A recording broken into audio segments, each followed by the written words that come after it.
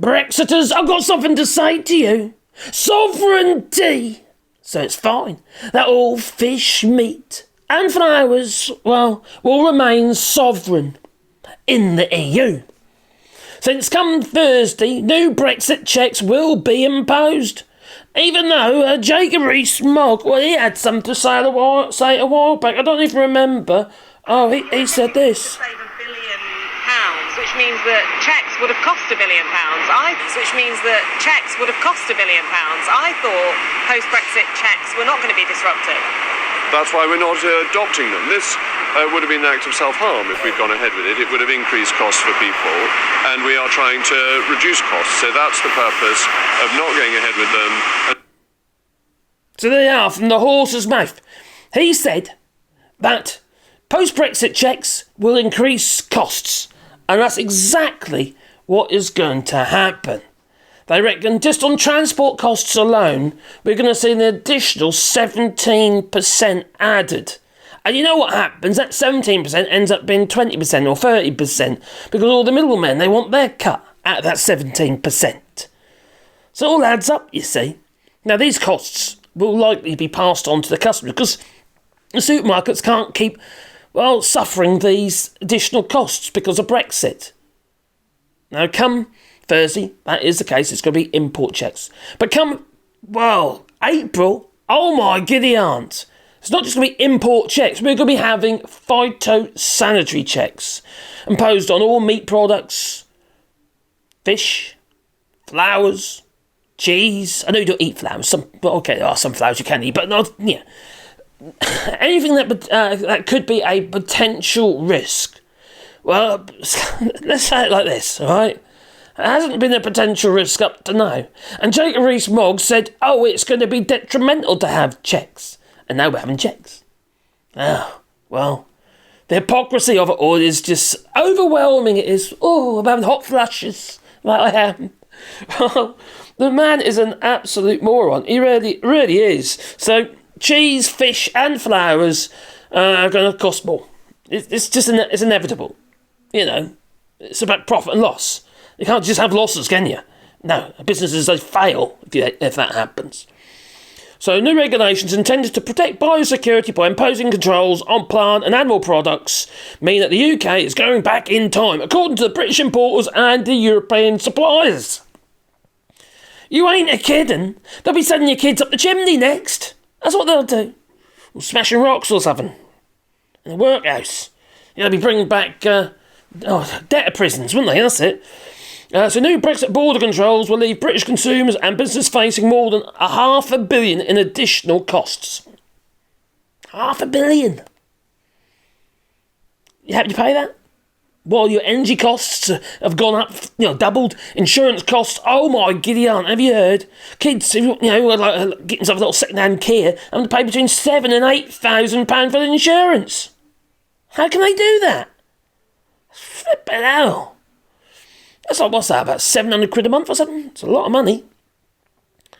So from 31st of January, each shipment will have to be accompanied by a health certificate provided by a local vet in the case of animal produce. And from the 30th of April, shipments will have to be subject to physical checks. Somebody's going to actually have to physically look at it. Oh, is that okay? Regarding animals, you're going to have to get a vet to look at it. Oh, it's a bit of beef. No, that's okay. Pass it through, But this is going to affect imports from Italy, such as Parma ham and stuff like that. In fact, there's been talk that we wouldn't even be able to get it. No Parma ham? Blimey. We have our jambon cru here in France, yeah. So the government's modelling says that the new controls for the industry will increase costs by 330 million and then an additional 200 million. God, an extra 500 million in increased costs. That's nuts. It's just nuts. And somebody's going to have to pay. See, the thing about flowers and what have you, anything that actually slows the export of flowers, they're vulnerable. They've got a very short shelf life, including salad and stuff like that.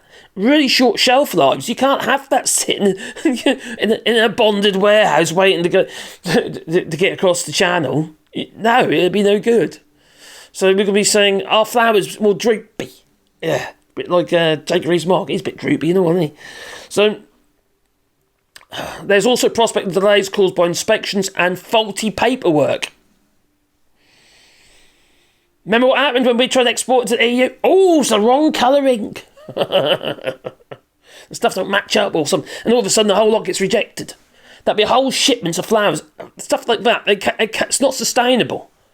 These industries will give up exporting to the UK. And the UK can't grow this stuff. We've got all our horticultural sectors falling flat on its face at the moment. It can't afford the fertilisers, let alone anything else. We've got a fruit producer in Bardsley fruit producers. They're the second largest fruit producer in the UK. They have just shut up shop. They can't afford to run. We've had greenhouses in the UK, in Kent, that have also shut down. Or was it Hertfordshire? It's Hertfordshire. Anyway, masses of hectares and hectares of greenhouses have literally just been flattened because they can't afford to run. We've got orchards, fruit orchards in the UK that are all being scabbed. They've literally just been dug up. Hectares and hectares and hectares of food. Produce in the UK. Just gone. And what do? We shut our border, effectively. If these companies say it's not deemed profitable, or they get a few shipments that fail and just talking about huge amounts of money just gone into the ether, they ain't going to carry on supplying us. They'll say it ain't worth the candle. So British importers have told news outlets that the new rules, which have already been delayed 5 times in 3 years, will add up to 17% of shipping costs. It's just ridiculous. Brexit, eh? Lovely, isn't it? And who told me Brexit is over? Brexit's done.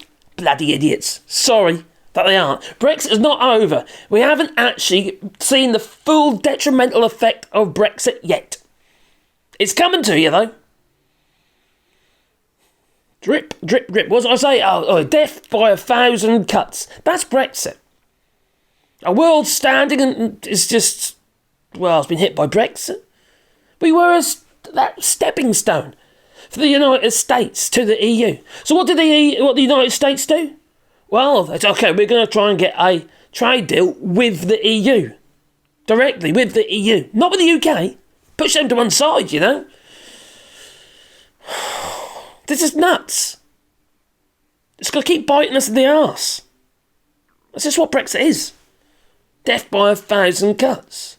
Land bridge gone. How do we used to supply Ireland? Oh, we supplied Ireland from the EU. Okay, we come across the Channel, go to Dover. The lorries will go across the country, maybe do a couple of drop-offs on the way, and straight to Ireland. So that land bridge has gone. These are all jobs, whether it be in the ports or the services in between, cafes and stuff like that. But now they go around the UK, the long way round, but they find it to be more cost effective now to Ireland because they're bypassing all these checks. The UK's economy is down. GDP is pretty much level pegging with our national debt, which has increased considerably since the Tories have been in power, which equates to around 380 million a day from 2010 till today. I wish they'd put that on the Brexit bus. 380 million a day to the NHS if you get rid of the Tory party. Could have been. Anyway, for Sport Channel, you can do that on Patreon or buy us a coffee. But what a shit show, eh? And this is going to keep coming, That's Brexit for you as a whole. Again and again and again, it's got to bite you in the arse. But I'll tell you what won't bite you in the arse is our Rewilding project. Yes, here in France, where we're planting trees. We're planting 1,000 trees. It might be more than that. Look, there might be in there 2,000 if we're including the coppices and stuff that we're doing and the arbours. But if you want to be part of that, there's a GoFundMe link down below, for which you can basically contribute towards a tree. Any contributions considered, no matter small or large or whatever, it all goes into the fund to support the project. Because the ongoing costs as well, I didn't realise, I didn't think of that at the time. It's not just putting the trees in, it's actually looking after them, and things like the stakes and the protectors and the little things put around the trees and all that sort of stuff. And although a very kind person did send us a load of those, so that's really nice. Even that sort of help would be brilliant, with this project. But the whole idea is to obviously plant trees, because trees are good, but also to provide habitat for little animals and stuff, the birds and the bees and the honeysuckle trees and was it the butchers, bakers and candlestick makers? God, crikey, that's going back some. So so anyway, provide habitat for animals and that as well, because we also make a lot of I'm hoping to build around I've done about, I can't remember, I've done at least 20 or 30 bird boxes, little bird houses so far, but also doing bat roosts, owl roosts. Just want to encourage the wildlife here, so they've got a safe place, because unfortunately many of the little woodlands around here have been depleted. Even since we've been here, we've just seen there's more trees being cut down than being put in the ground, put like that, which is shocking. That's not sustainable. We've got forests where you fly the drone over and you see whopping great clearings. You've got the trees around the outside edge, people walking the dogs and stuff, they don't notice. You go above, you can see huge clearings where trees have just been chopped out, oaks, chestnuts, you name it, just gone. Not even coppice, just gone. So yeah, not great. So anyway, that's the project. If you want to be part of that, like I said, there's a GoFundMe link down below. Anyway, it's time for me to go. I'm going to say toodaloo, so toodaloo.